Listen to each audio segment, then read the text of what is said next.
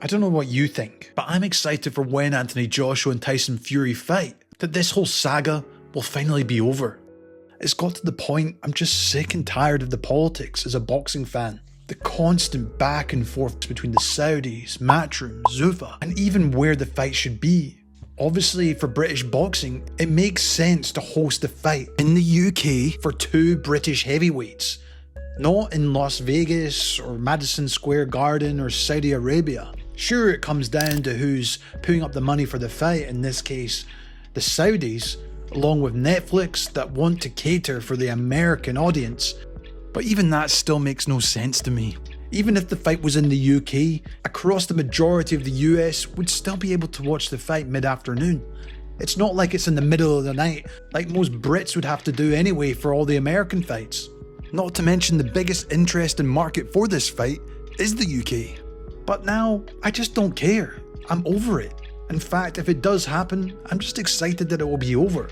Sure, I'll tune in and watch the fight, and I'm intrigued to see who wins, but even just after their last performances, these men are a shell of themselves to what they once were, holding off a fight which should have happened years ago.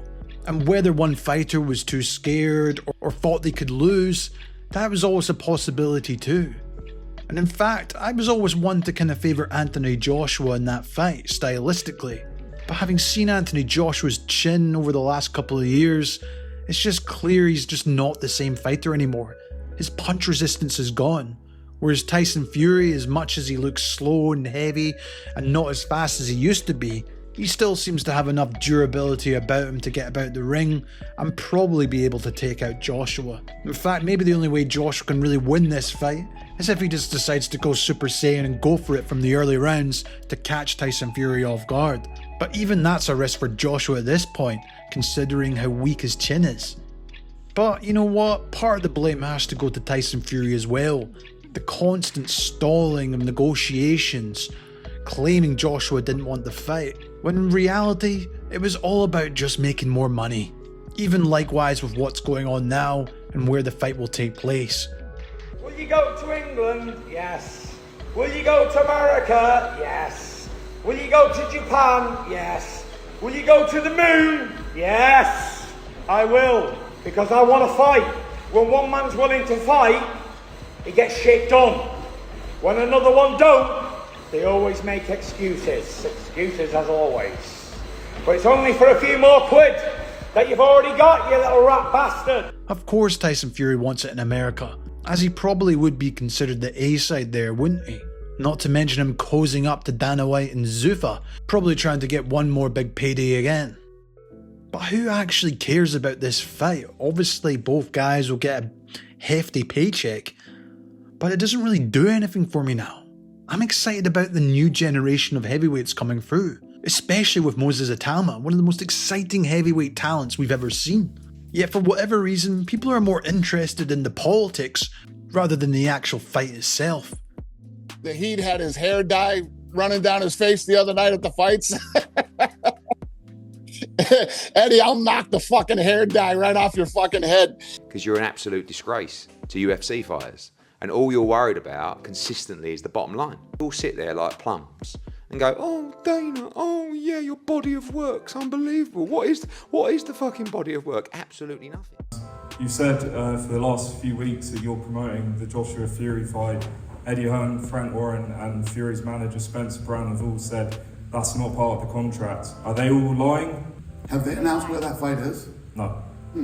I know where it is. Where is it? If you are the lead promoter for the show, are they involved? Would they be part of the promotion? Are they at the fight? Are they going to look silly? Call Eddie right now and ask him if he knows where the fight is. Are they going to look silly once? Call Eddie and ask him who negotiated the contract for the fight.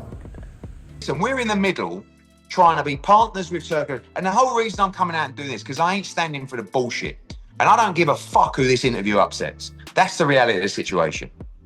Because I'm big enough and I've got enough dough to not be mugged off by people who are fucking cretins. That's the reality of the situation. I'll just give it to you straight. We signed this fight to take place in the UK. We signed a contract. We don't deviate from contracts, ever. All we're asking is that you honour this contract. Sure, this can be sometimes fun and entertaining to watch, But I'm actually just getting bored and fatigued of the whole politics around this. Now we just want to see the fucking fights actually happen, instead of the negotiations being used as a proxy war between Matchroom and Zuffa Boxing. And that is why I can't wait till this whole saga is over. It's not like these two fighters are in their primes anymore either, trying to relive the heyday of what they once were, when in actual fact that's just never going to happen going forward, apart from the nice payday that they'll get.